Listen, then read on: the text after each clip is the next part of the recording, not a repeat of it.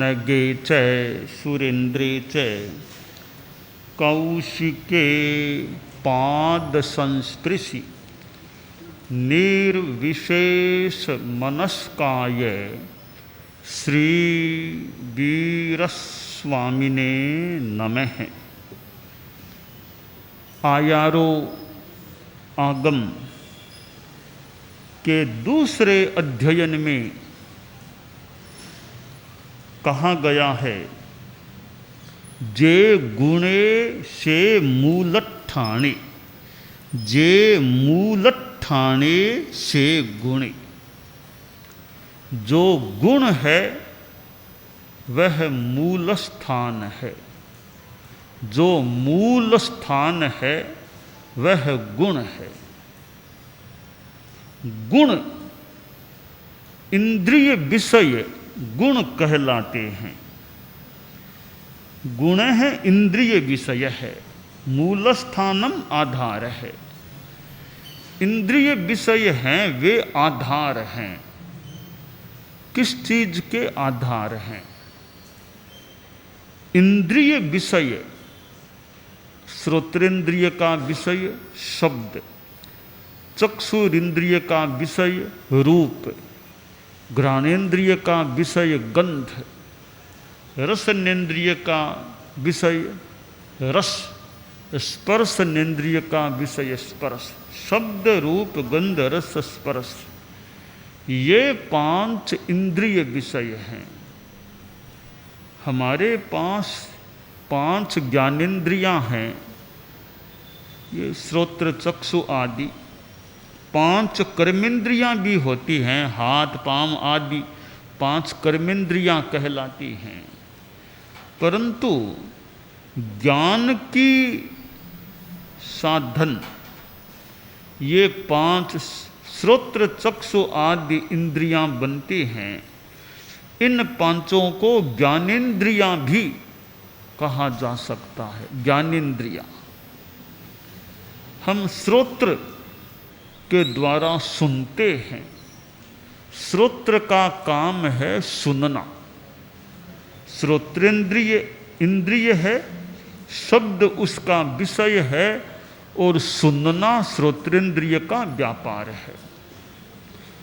चक्षुरिंद्रिय नेत्र आंख है, उसका विषय है रूप और चक्षुरिंद्रिय का व्यापार है देखना।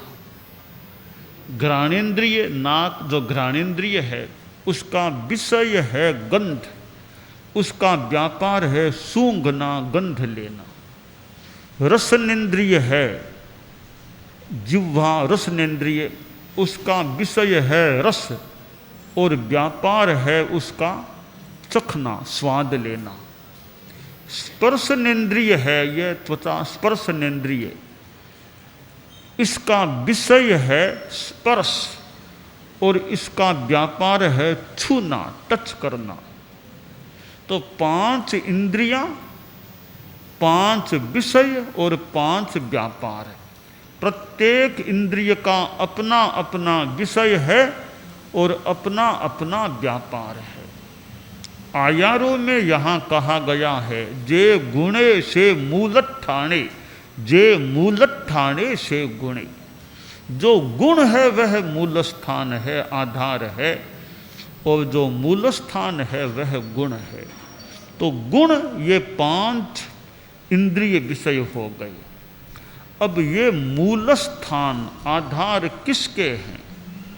लोभ के ये आधार हैं। लोभ के ये हेतु बनते हैं, निमित्त कारण बनते हैं। आदमी प्राणी लोभ करता है तो लोभ किसके प्रति करेगा? शब्द के प्रति लोभ है, रूप के प्रति, गंध के प्रति, रस के प्रति, स्पर्श के प्रति। इन 5 विषयों के प्रति आदमी का, प्राणी का आकर्षण होता है, आसक्ति होती है, लोभ होता है। तो लोभ 4 कसाय में चौथा है, क्रोध मान माया लोभ। कषाय का चौथा अंग लोभ है। यो मोहनीय कर्म का जो परिवार है, मोहनीय कर्म के मूल दो भेद हैं, दर्शन मोहनीय, चारित्र मोहनीय। चारित्र मोहनीय की 25 प्रकृतियां, 16 तो ये क्रोध मान माया लोभ, इन्हीं के अनंतानुबंधी अप्रत्याख्यानी प्रत्याख्यानी संज्वलन 4 इंटू 4, 16 तो ये चारित्र मोहनीय की प्रकृतियां, 9 कषाय। और इसमें वेद आदि आ गए, रति अरति आदि कुल 9 हैं। हास्य रति अरति भय शोक दुगुंसा वेद, तो 16 9 25 ये चारित्र मोहनीय की प्रकृतियां हैं। और 3 दर्शन मोहनीय, मिथ्यात्व मोहनीय, मिश्र मोहनीय, सम्यक्त्व मोहनीय, सम्यक्त्व मोहनीय, मिथ्यात्व मोहनीय, मिश्र मोहनीय, ये कुल 28 प्रकृतियां मोहनीय कर्म की हैं। यह मोहनीय कर्म का परिवार है। 8 कर्मों में जीव के पाप लगाने में रेस्पॉन्सिबल जिम्मेवार कोई है तो एकमात्र मोहनीय कर्म है। मोहनीय कर्म के सिवाय दूसरा कोई भी कर्म आत्मा के पाप लगाने की शक्ति नहीं रखता। हाँ, आत्मा को मलिन आवृत आदि बना सकते हैं। ज्ञानावर्णीय कर्म, दर्शनावर्णीय कर्म, अंतराय कर्म, ये घाती कर्म है, पापात्मक कर्म है। किंतु पाप लगाना इनके बस की बात नहीं, इनका काम नहीं। ये तो लगते हैं तो अपना काम कर देते हैं, पर इनको भी लगाने वाला मूल मोहनीय कर्म है। तो 8 कर्मों में 4 कर्म घाती कर्म, वे एकांत अशुभ हैं, पाप हैं। 4 कर्म अघाती हैं, वे पुण्यात्मक भी होते हैं, पापात्मक भी होते हैं। यूँ स्थूल व्यावहारिक भाषा में यूँ संभवतः कहना ठीक रहेगा कि 8 कर्मों में 75% तो पाप कर्म है, ओनली 25% पुण्य कर्म होते हैं। क्यों कि 8 में 4 घाती कर्म, चारों के चारों पाप हैं, तो 50% तो पाप में हो ही गए। बाकी 4 में आधे आधे हैं, तो 50 और 25 75% कर्मों का हिस्सा पाप के भाग में है, केवल 25% हिस्सा पुण्य के खाते में होता है। ये स्थूल व्यवहार की दृष्टि से हम यों पुण्य पाप कितना है 8 कर्मों में इसको जान सकते हैं। तो ज्ञानावरणीय दर्शनावरणीय ये भी हमारे ज्ञान दर्शन को आवृत करने वाले हैं। आत्मा के गुण ज्ञान दर्शन की घात करने वाले या उसको आवृत करने वाले ज्ञान दर्शन को हैं। अंतराय कर्म भी पापात्मक हैं, शक्ति को प्रतिहत करने वाला है। ये अशुभ रूप में आत्मा का नुकसान तो करते हैं, पर इन कर्मों को लगाया किसने? ये लग गए, पर लगाया किसने? तो लगाने वाला मोहनीय कर्म है। बस ये लग गए फिर अपना फल दे देंगे। लगाने वाला एकमात्र मोहनीय कर्म होता है। यहाँ आयारों में जो कहा गया है, जे गुणे से मूलत ठाणे, जे मूलत ठाणे से गुणे, जो गुण है वह मूल स्थान है, जो मूल स्थान है वह गुण है। तो इंद्रिय विषय मूल स्थान आधार हैं। ये किसके आधार? मोहनीय कर्म का जो एक अंग है लोभ, ये लोभ के हेतु निमित्त कारण आधार बनते हैं। हालांकि लोभ तो एक भीतर का एक भाव है, औदयिक भाव है, पर वो मूल तो भीतर का भाव है। तो लोभ किसके प्रति होगा? वो होगा विषयों के प्रति। इसलिए विषय आधार बन सकते हैं लोभ के। आप लोग गृहस्थ हैं। हालांकि लोभ तो थोड़ा साधुओं में भी हो सकता है, क्योंकि लोभ तो 10वें गुणस्थान तक यूँ रहता है। 10वें गुणस्थान तक लोभ कसाय है, सूक्ष्म लोभ के रूप में, सूक्ष्म संप्राय 10वें गुणस्थान तक लोभ का अस्तित्व है। 11वें गुणस्थान में लोभ सारे कसाय उपशांत पूर्णतया रहते हैं। हाँ, 12वें गुणस्थान में पूर्णतः क्षीण मोह अवस्था है, फिर लोभ नहीं रहता मोह क्षीण होने के बाद। तो साधु में भी 6ठे गुणस्थान में तो प्रमाद के रूप में भी लोभ आ सकता है। साधु के मन में आ जाए वह पात्री बढ़िया, वो पात्री मुझे मिल जाए, थोड़ा आकर्षण हो गया, वो बढ़िया पात्री वो मुझे मिल जाए, कि होगा कौन सा, वो बढ़िया होगा, वो रंगीन होगा, वो मुझे चाहिए। थोड़ा बहुत मन में आकर्षण कि बढ़िया लगता है, रंगीन होगा है वो चाहिए, क्योंकि सफ़ेद है ना कि नहीं नहीं रंगीन होगा चाहिए मुझे। तो हो सकता है कहीं वो लोभ या थोड़ा आकर्षण हो जाए। तो किसके प्रति आकर्षण हुआ? रूप के दें पदार्थ के प्रति हो गया। आप लोग गृहस्थों में भी लोभ जागता है। किसके प्रति? पैसे के प्रति लोभ, पैसा और चाहिए, तो पैसा भी तो पदार्थ है। तो पैसे के प्रति लोभ हो जाए और मान सम्मान की मांग कि मेरा मान सम्मान होना चाहिए, मुझे समाज में ऊंचा पद मिले, स्थान मिले, यहाँ भी कहीं लोभ की चेतना काम कर सकती है। पद ऐसे कोई बुरी चीज़ नहीं है, व्यवस्था के संदर्भ में पद की व्यवस्था होती है, तो पद भी कहीं थोड़ा जरूरी होता है। कैसे कि पद के बिना कुछ काम किए नहीं जा सकते, मुश्किल होते हैं।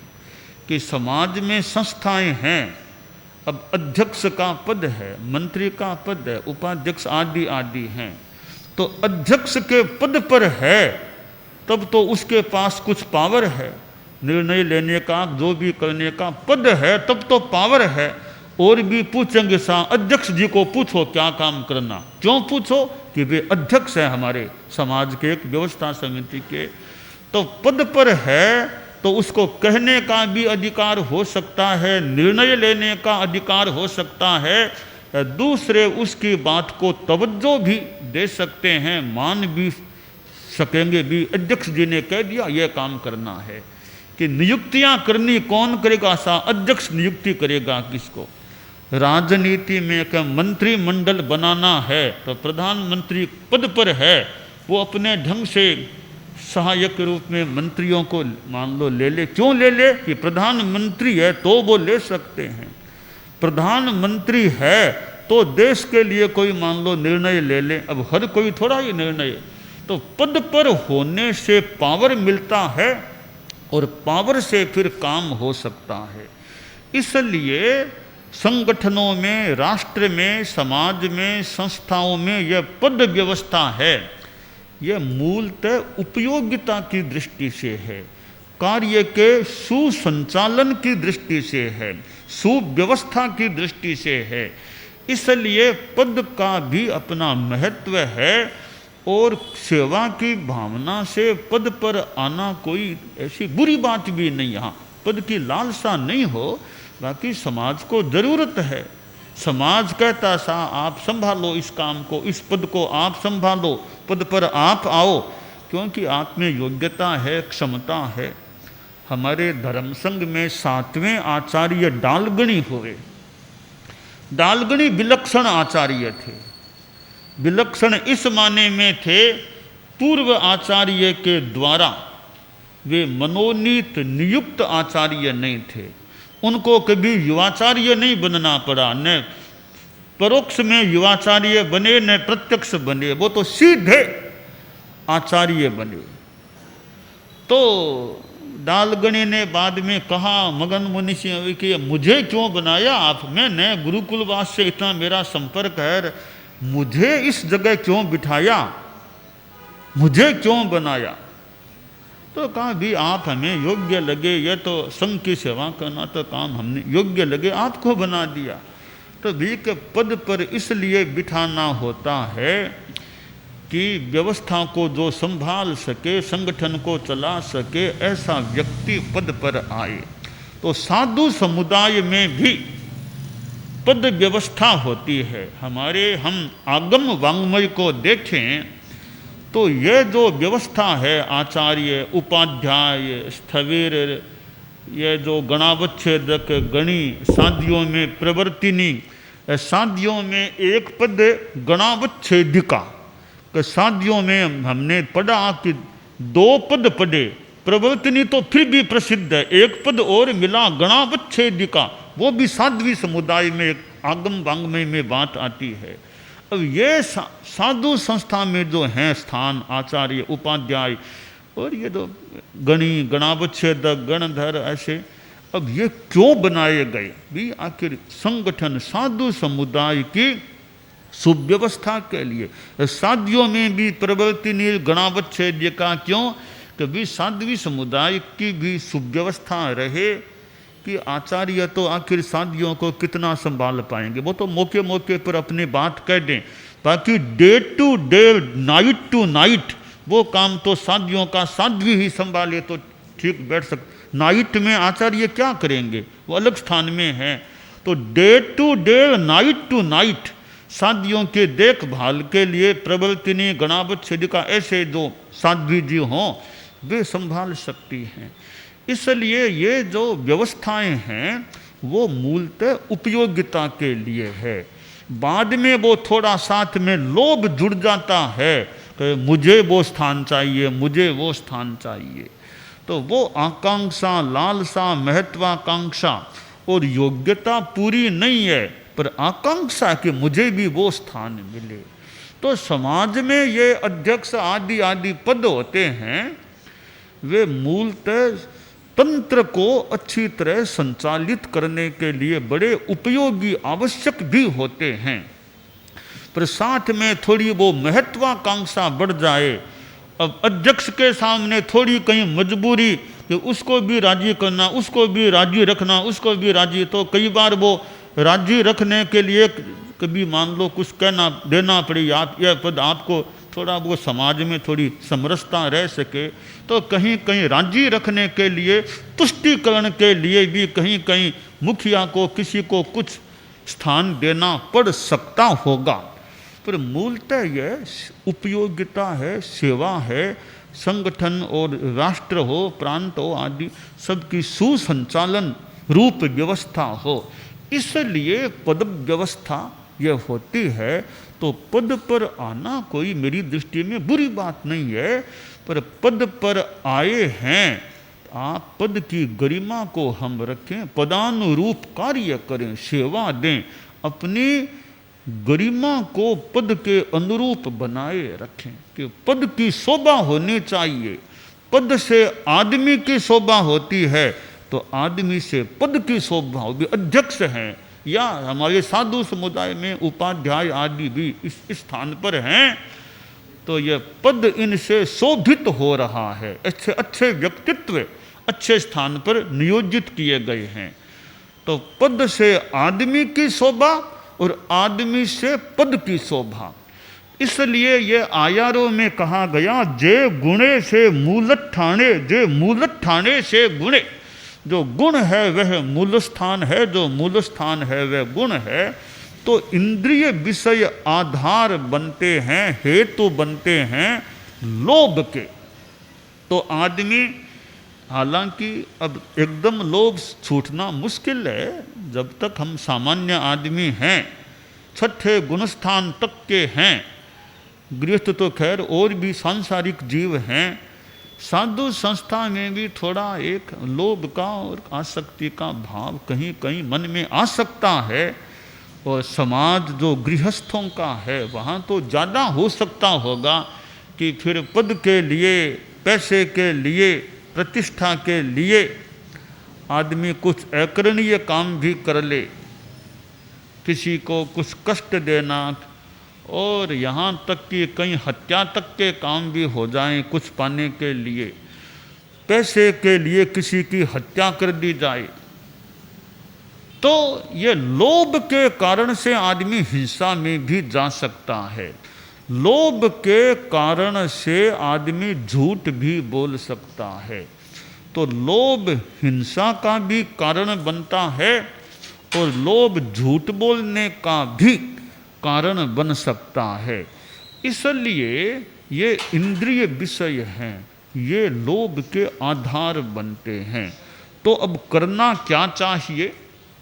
करना यह चाहिए कि शब्द रूप गंध रस स्पर्श इन इंद्रिय विषयों के प्रति हमारी अनासक्ति रहे। इंद्रियां अपना काम करती है, कान से हम सुनते हैं, आँख से देखते हैं, नाक से सूंघना आदि आदि सब काम है ये जिह्वा का, स्पर्श का। इन इंद्रिय विषयों में जितनी हमारी अनासक्ति रह सके, ज्ञाता दृष्टा भाव जितना रह सके, हम लोभ में न जाएं कि पदार्थों का उपयोग करना है। साधु को पात्र का उपयोग करना है, मान लो खाने में, पीने में, कपड़े शरीर को ढकने के लिए ओढ़ने में काम लेने हैं, पर वो मोह लोभ वो पदार्थों के प्रति न हो जाए। इसलिए साधु ये नहीं बोले मेरी पात्री, मेरा ओगा, ऐसा नहीं बोलना। बोल मेरे निश्राय का, मेरी निश्रा का, मेरा कुछ नहीं है तो संग का है, या मेरा तो शरीर भी वास्तव में मेरा कहाँ, यानी वो भी छूटने वाला आदमी का छूटता है कभी। तो ममत्व में साधु न जाए, लोभ में न जाए और अपनी आत्मा को आसक्ति से मुक्त रखने का प्रयास करे। और आप लोग गृहस्थ भी अपने जीवन में जितना लोभ को कम कर सकें, कम रख सकें, कि लोभ नहीं, सेवा देना अलग बात है, लोभ नहीं जागे। अब थोड़ा बहुत लोभ मान लो हो जाए तो ज़्यादा लोभ का भाव न जागे। तो ये आयारों के इस सूत्र की प्रेरणा, जे गुणे से मूलत ठाणे, जे मूलत ठाणे से गुणे, गुण और मूल स्थान। तो हम इन गुण और मूल स्थानों के संदर्भ में अपने लोभ को अल्प करने का या क्षीण करने का यथासंभव प्रयास करें, यह काम्य है।